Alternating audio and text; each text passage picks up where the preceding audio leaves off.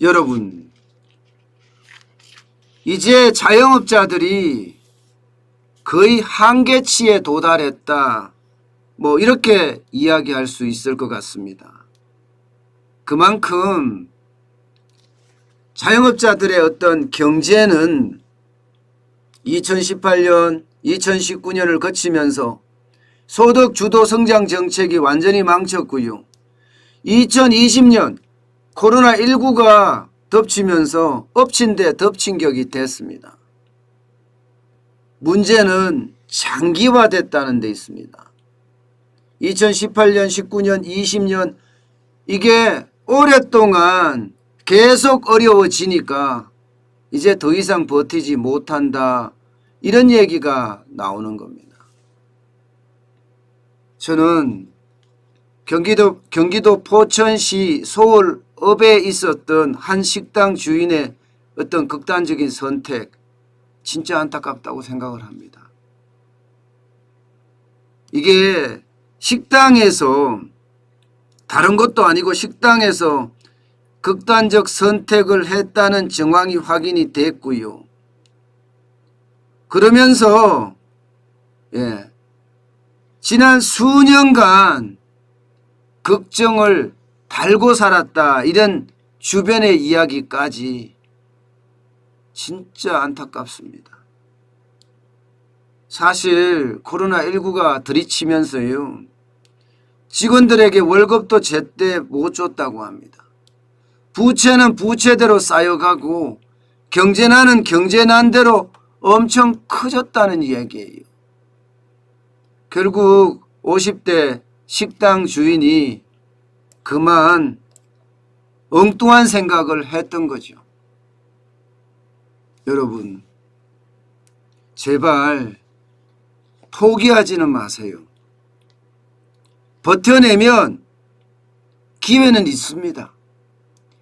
아무리 제가 최악의 상황이라고 이야기한다고 하더라도 그 최악의 상황에서도 솟아날 구멍이 있습니다. 그런데 포기하면 그 솟아날 구멍마저도 없어지는 거예요.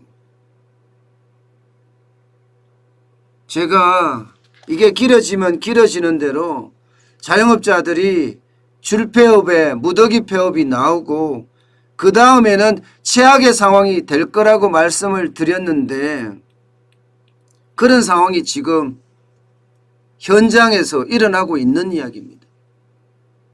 사실 웬만하면 저도 이런 주제 다루고 싶지 않았습니다. 그렇지만 지금 바닥 경제의 현실인걸요. 그만큼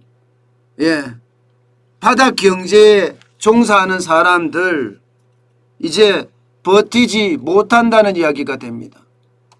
도대체 여러분, 정부는 어디 갔습니까? 자영업자만 하더라도 경제활동 인구의 25.1%입니다. 엄청나게 많이 차지해요. 그런데 정부가 안 보여요. 문재인 정부의 경제 실패 때문에 엄청난 어려움을 겪다가 코로나19로 인해서 엄청난 어려움을 또 겪었거든요. 그러면 이들에게 제대로 된 보상을 해줘야 합니다. 그래야지만 이들이 살아날 수 있거든요. 그런데 도대체 정부는 어디 갔습니까? 정부는 오로지 표를 확보하는 데만 관심이 있다, 이렇게밖에 말씀을 못 드리겠어요. 바닥 경제에 대한, 우리 서민들에 대한 생각은 제가 좀 심각하게 말씀드려서 눈꼽만쳐도 없습니다. 지금 문재인 정부는 자영업자를 버렸어요. 나라가 자영업자를 버렸단 말입니다. 그만큼 지금 자영업자들은 심각하다 못해 절망하고 있다는 뜻이에요. 그런데 문제는 앞으로도 지금 좋아질 기미가 전혀 보이지 않는다는 이야기예요.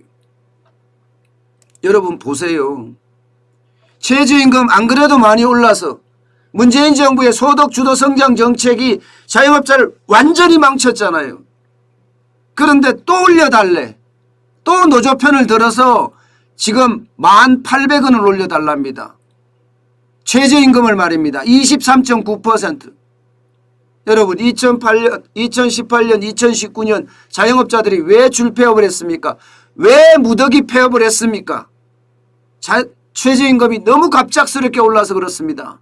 너무 갑작스럽게. 2018년에 16.4% 올랐죠.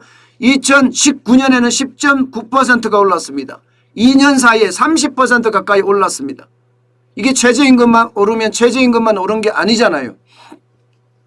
기본급이 오르는 거예요. 여기다 시간의 수당은 시간의 수당대로 다 오르고요. 4대 보험은 4대 보험대로 다 오르고요. 퇴직금은 퇴직금대로 다 오릅니다. 자영업자들은 그 자리에 앉아서 그냥 가만히 앉아서 폭탄을 맞은 격입니다. 그것도 핵폭탄을 말입니다. 어디 그뿐입니까? 주 52시간제가 도입돼서 어떻게 됐습니까? 지금 자영업자는요 5인 이상 이제는 주 52시간제 시행을 해야 돼요. 하지 않으면 2년 이하의 징역 또는 2천만 원 이하의 벌금을 냅니다. 징역 보낸대. 징역 보낸대. 감옥살이 시킨답니다. 이렇게 문재인 정부가 경제정책에 대해서 실패하고 그것을 자영업자들에게 혹은 국민들에게 다 덤탱이를 씌우니 이게 살아갈 방도가 있겠습니까? 도대체 왜 이러는데요? 정부가 왜 우리 서민들에게 우리 자영업자들에게 이러는데요? 그들만 살려고요?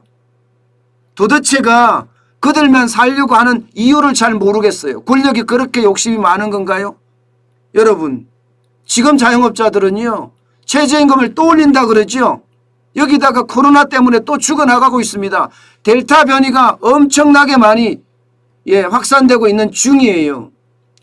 그러면 백신을 빨리 갖고 와서 접종을 빨리 생각해야지요. 접종을 빨리 하려고 생각해야 되죠. 이것을 1차 접종만 해서 우리 몇만 했다 이렇게 정치 방역만 하고 앉았으니 델타 변이가 지금 폭발해서 지금 자영업자들 또 장사가 안 되고 있는데도 정부는 도대체 뭘 하느냐 말입니까? 코로나19 신규 확진자가 연일 지금 700명을 넘어서고 있습니다. 연일 오늘도 700명을 넘어설 겁니다. 그런데도 불구하고 아무 대책이 없어. 무대책이 대책이야. 이 와중에 민주노총은 종로에서 8,000명이 모여서 집회를 하고 이러는데도 제대로 막지도 않아요. 정부는요. 그냥 다 터놨어요. 8,000명이 거기다 모이는데 지하철을 통해서 오거나 차를 통해서 오거나 버스를 타고 오거나 다 알 거 아니에요. 보수 집회 때는 차벽을 치고 철제 펜스를 치고 난리를 치더니만 민주노총이 한다 그러니까 가만히 둔다는 것. 이게 여러분 말이 돼요? 말로는 엄정 조치를 한다, 법적 조치를 한다고 이야기를 하지만 어느 국민이 그걸 믿습니까? 국민도 그걸 안 믿습니다. 여러분. 그만큼 지금 장난이 아니에요. 자영업자요? 이러니까 어떻게 돼요? 줄폐업 내지는 무더기 폐업. 그나마 버티는 사람들은 빚으로 버틴다 이렇게 이야기합니다. 빚으로. 2021년 1분기 빚 보세요. 자영업자들. 831조 8천억 원입니다. 대한민국 국가 부채만큼 많이 늘어나고 있습니다. 자영업자들 부채 늘어나는 거 보세요. 2020년 1분기부터 시작해서 두 자릿수예요. 그러다가 2분기부터는 15.4, 15.9, 17.3 심지어 2021년 1분기는 18.8%까지 올라갔습니다. 이만큼 장사가 안 되고 버티지 못한다는 것, 빚으로 버틴다는 것이에요.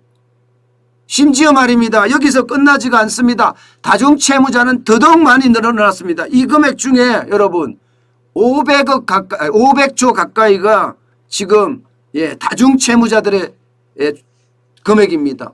500조 가까이가 500조 8천억 원 500조가 넘네요. 831조 중에 500조가 지금 126만의 차주가 가지고 있다는 이야기잖아요. 계속해서 늘어나잖아요. 2018년만 하더라도 다중채무자라는 것은요. 금융권 3개 이상에서 빌렸다는 이야기예요. 예. 뭐 국민은행에 빌리고 저축은행에 빌리고 카드론 쓰고 이렇게 하면 다중채무자가 됩니다. 지금요 자영업자들은 예, 최악의 신음을 하고 있다 이렇게 이야기할 수 있습니다. 경제가 좋은 게 아니에요. 경제가 좋다 이야기하는 것은 수출 기업만 나쁘지 않다 좋다 이렇게 이야기할 수 있는 거지 지금 바닥 경제는 그만큼 어렵다는 겁니다. 작년만 하더라도 자영업자들 하루 평균 얼마예요? 하루 평균 적어도 1,500개 점포가 폐업했습니다. 하루 평균. 작년이 하루 평균입니다. 작년 4분기에 1,559개가 폐업을 했습니다. 작년 2분기엔 1,143개가 하루 평균 폐업을 했고요. 이만큼 지금 자영업자들은 다 죽어나가 자빠지고 있다는 이야기입니다. 2021년은 그러면 괜찮을까요? 그래도 자영업자들은요. 예, 정부가 정치 방역을 하면서 통제했으니까 자영업자들은 코로나 전서 최전선에서 총알바지가 됐으니까 정부가 좀 보상을 해주겠지 이렇게 생각을 했어요. 정치권도 사실 보상을 해준다 그랬고요. 심지어 많게는요 98조 8천억까지 보상을 해준다. 적게는 14조 8,440억까지 보상을 해준다. 더불어민주당 의원들 민병덕 의원이나 강훈식 의원이 이렇게 발의를 하면서 자영업자들에게 희망 고문을 하기 시작을 했습니다. 언젠가는 자영업자들에게 피해 보상을 해주니까 기다리라. 그런데 결과는 어떻게 됐습니까? 결과는 피해 보상은 고소하고요. 또 있잖아요. 정치적인 돈 뿌리기. 쉽게 말하면 민심 매수, 표심 매수만 하고 말았습니다. 이번에도 여러분 무려 추경 예산이 33조 원, 지정 예산까지 포함하면 36조 원입니다. 36조 원 중에 도대체 자영업자를 위해서 지원하는 게 얼마예요? 소상공인 피해 지원 15조에서 16조 안에 3종 패키지 안에 조금 들어있습니다. 조금. 그러면 뭐 100조나 보상하는 둥 적어도 15조를 보상하는 둥 이렇게 말들을 많이 하더니 결론은 어떻게 됐어요? 낙동강 오리알이 됐다는 이야기예요. 그동안 자영업자가 방역에 적극적으로 협조해 준 덕분에 사실 코로나가 K방역이라는 이야기를 들을 수도 있었잖아요. 그런데 결론은요. 결론은 자영업자 팽. 나라가 자영업자를 버렸다 이렇게 이야기할 수 있을 정도입니다. 게다가 장기용자는 뭐 제대로 해주나요?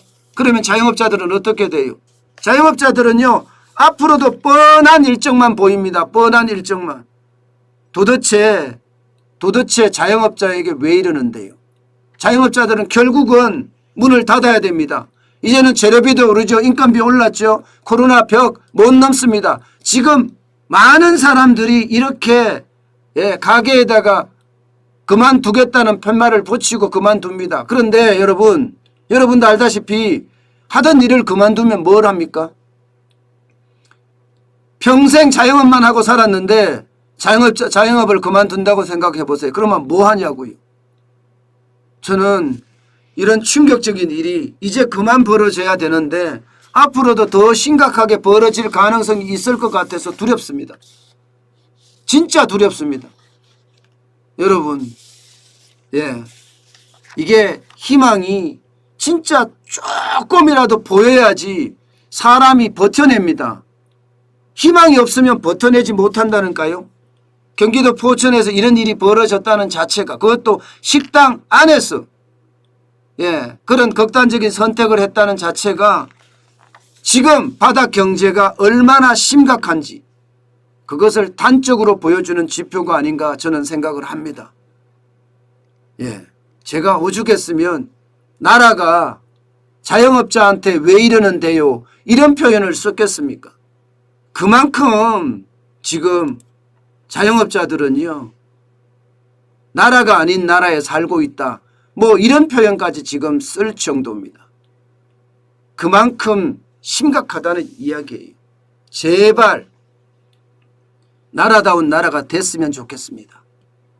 그 어느 때보다가 이게 나라냐 이 말은요 이미 옛날 얘기 나라도 아닌 나라다 이렇게 이야기할 정도니까 말입니다. 참 안타깝고 안타깝습니다. 여러분 제발 버티세요. 희망은 있습니다. 희망은 분명히 있습니다. 하늘이 솟아날 구멍이 있다는 이야기가 왜 있겠습니까? 희망이 있기 때문에. 예, 희망이 어딘가는 존재하기 때문에 있는 거예요. 예, 제발 최악의 선택은 안 했으면 좋겠습니다. 예, 저는 많은 사람들이 버티고 또 작은 희망이라도 찾기를 다시 한번 부탁드리겠습니다.